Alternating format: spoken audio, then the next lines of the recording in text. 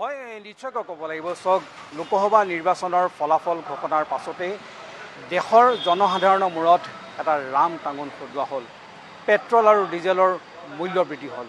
পেট্ৰলত এটকা 16 পইচা আৰু ডিজেলত এটকা 12 পইচাকৈ বৃদ্ধি কৰা হ'ল। কাৰণ পেট্ৰল আৰু ডিজেলৰ মূল্য বৃদ্ধিয়ে সামগ্ৰিকভাৱে সমগ্ৰ ব্যৱস্থাটোতে এতিয়া যথেষ্ট প্ৰভাৱ পেলাব, সেইটো নিশ্চিত হৈ পৰিছে। চৰকাৰ গঠন হ'বলৈ গৈ আছে।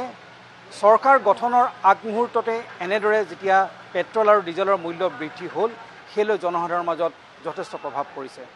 সকলোৱে কৈছে যে এই দিনটোৰ কাৰণে হয়তো ৰৈ আছিল গভৰ্ণমেণ্ট যে ফলাফল ঘোষণা হওক, তাৰ পাছতে এনেদৰে সামগ্ৰী অত্যাৱশ্যকীয় সামগ্ৰীৰ মূল্য বৃদ্ধি কৰা হ'ব।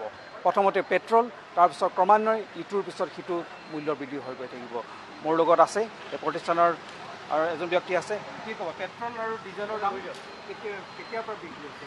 এইটো লেটেষ্ট মানে যোৱাকালিৰ পৰা এটকা 16 পইচা প্ৰতি লিটাৰ মানে পেট্ৰলৰ বাঢ়ি হ'ল আৰু ডিজেলৰ 2 টকা প্ৰতি লিটাৰ 12 পইচাকৈ বৃদ্ধি হ'ল। তাৰ আগতে এই ৰেট বঢ়াটো প্ৰায় 8-9 মাহ আগতে বাঢ়িছিলে। আকৌ ফেব্ৰুৱাৰী মাহত 2 টকাকৈ কমাই দিছিলে। ইলেকশ্যনৰ আগত হৈছিলে। কিন্তু এইবাৰ মানে 5 তাৰিখে যোৱাকালি পেট্ৰল ডিজেল মূল্য বৃদ্ধি হৈছে।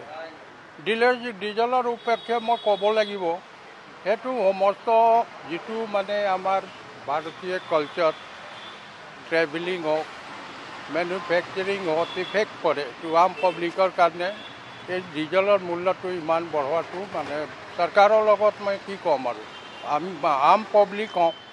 জেনেৰেল হিচাপতে মই যিখিনি কাষ্টমাৰক অসুবিধা দেখিছোঁ, ডিজেলটোৱে যথেষ্ট এফেক্ট কৰে, বহুত পৰে।